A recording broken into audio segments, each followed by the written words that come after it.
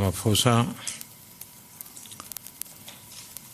मुझे मित्र देश ब्राज़ील की सुंदर राजधानी में 11वें ब्रिक्स समिट के लिए आकर बहुत प्रसन्नता है।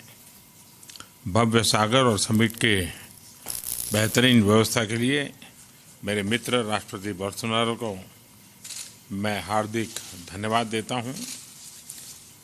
एक्सेलेंसी समिट की theme economic growth for an innovative future बहुत ही सटीक है। इनोवेशन हमारे विकास का आधार बन चुका है, इसलिए आवश्यक है कि हम इनोवेशन के लिए ब्रिक्स के अंतर्गत सहयोग मजबूत करें। ब्राज़ील ने स्वयं इनोवेशन और व्यावहारिक सहयोग के लिए कई सफल कदम उठाए हैं। आने वाले वर्षों में भी ब्राज़ील के इनिशिएटिव पर हमें कार्यरत रहना चाहिए। एक्सेलेंसीज, 10 वर्ष पहले वित्तीय संकट और कई आर्थिक समस्याओं के समय ब्रिक्स की शुरुआत हुई थी। 2009 में एकातरीन वर्ग से शुरू हुई यात्रा कई उल्लेखनीय पड़ाव पर कर चुकी है। इन वर्षों में ब्रिक्स देश वैश्विक आर्थिक वृद्धि के प्रमुख इंजन रहे हैं और पूरी मानवता के विकास में हमारा योगदान रहा है। साथ ही शांतिपूर्ण, समृद्ध और मल्टीपोलर विश्व के प्रमुख कारक के रूप में हम उभरे हैं। एक्सेलेंसीज, अब हमें अगले 10 सालों में ब्रिक्स की दिशा तथा आपसी सहयोग को और प्रभावी बनाने पर विचार करना होगा। कई क्षेत्रों में सफलता के बावजूद कुछ क्षेत्रों में प्रयास बढ़ाने की काफ़ी गुंजाइश है। ग्लोबल इकोनॉमी की चुनौतियों का सामना करने के लिए हमें ब्रिक्स मैकेनिज्म और प्रोसेस को अधिक एफिशिएंट तथा आउटकम ड्रिवन बनाना चाहिए। हमें आपसी व्यापार और निवेश पर विशेष ध्यान देने की ज़रूरत है। इंट्रा ब्रिक्स व्यापार विश्व व्यापार का सिर्फ 15% है, जबकि हमारी सम्मिलित आबादी दुनिया की आबादी की 40% से भी ज़्यादा है। 5 देशों में सर्विस सेक्टर जीडीपी का बड़ा हिस्सा है, इसलिए सर्विसेज में व्यापार को बढ़ाने की अच्छी संभावनाएं हैं। इंट्रा ब्रिक्स ट्रेड की लागत को भी कम करना जरूरी है। हमारे ट्रेड मंत्री इसे 5% कम करने के लक्ष्य पर विचार कर सकते हैं। ट्रेड फैसिलिटेशन और सरल कस्टम्स एवं बैंकिंग प्रोसेस में सहयोग के जरिए व्यापार में और गति आएगी। ट्रेड प्रमोशन एजेंसीज के बीच समझौता हमारे बीच $500 बिलियन के ट्रेड टारगेट को जल्द हासिल करने में मदद करेगा। एक्सेलेंसी, मुझे प्रसन्नता है कि ब्राज़ील के नेतृत्व में हमने साइंस एंड टेक्नोलॉजी, इनोवेशन और डिजिटल इकोनॉमी पर बल दिया है।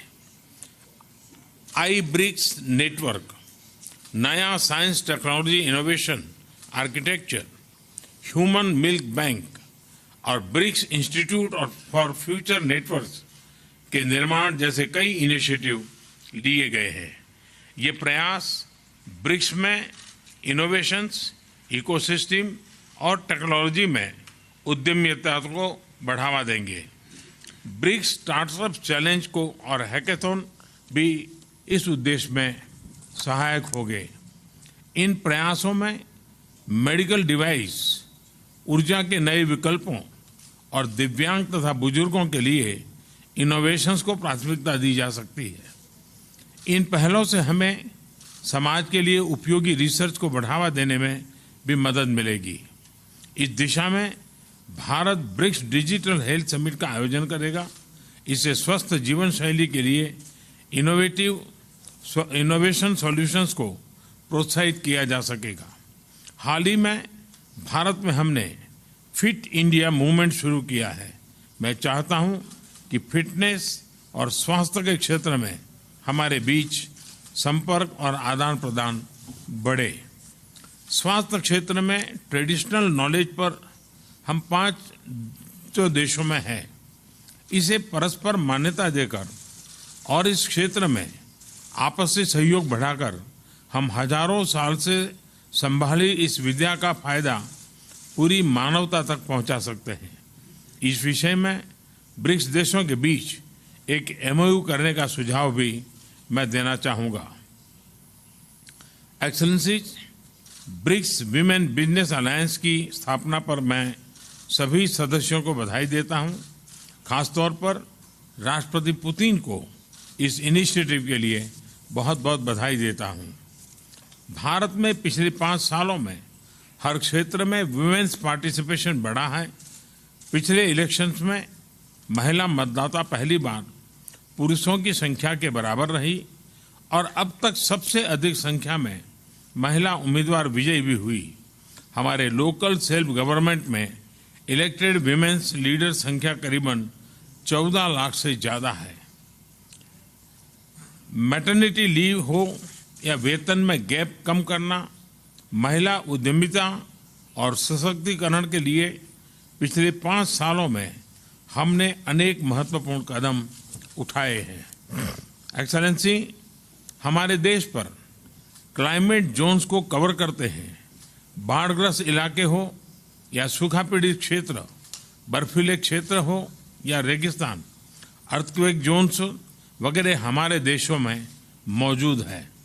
शहरी क्षेत्रों में सस्टेनेबल वाटर मैनेजमेंट और सैनिटेशन महत्वपूर्ण चुनौतियां हैं।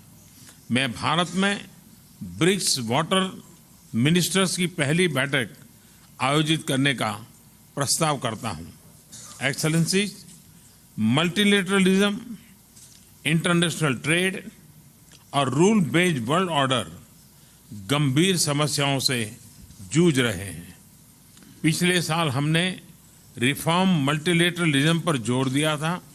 मुझे खुशी है कि इस समिट का ज्वाइंट स्टेटमेंट इसकी आवश्यकता को मान्यता देगा।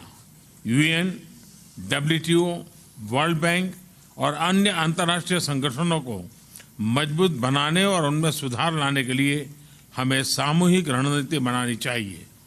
एक्सेलेंसीज, विश्व युद्ध जैसे खतरों से मानवता दूर आई है, लेकिन विकास और सुख शांति के लिए आतंकवाद सबसे बड़े खतरे के रूप में उभरा है। 10 सालों में आतंकवाद के हाथों 2.25 लाख जीवन मिटे और समाज को गहरी क्षति हुई।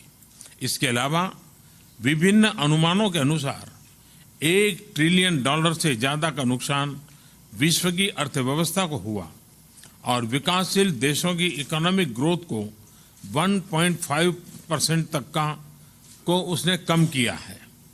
आतंकवाद, टेररिज्म फाइनेंसिंग, ड्रग ट्रैफिकिंग और ऑर्गेनाइज्ड क्राइम से बना संशय का वातावरण व्यवसाय और व्यापार को गहरा अप्रत्यक्ष नुकसान पहुंचाता है।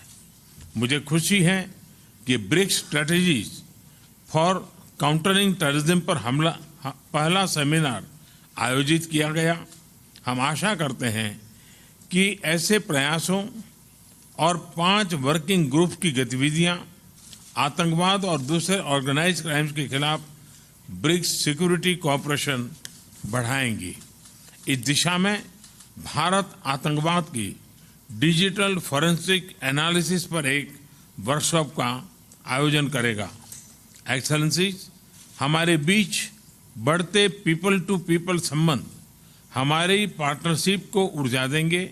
इस संबंध में मैं कुछ सुझाव देना चाहता हूं। ब्रिक्स देशों के बीच यूथ समिट का आयोजन करना चाहिए। इसमें स्टार्टअप्स, हैकेथॉन, स्पोर्ट्स, क्रिएटिविटी जैसी गतिविधियों में बड़ी संख्या में 5 देशों के युवा हिस्सा लें। भारत में ब्रिक्स देशों के विद्यार्थियों को ब्रिक्स से संबंधित विषयों पर अध्ययन के लिए हर साल इंटर्नशिप और फेलोशिप दी जाएगी। हमारे देशों के पारंपरिक खेलों को बढ़ावा देने पर भी हमें विचार करना चाहिए। भारत को इस बारे में पहल करके खुशी होगी।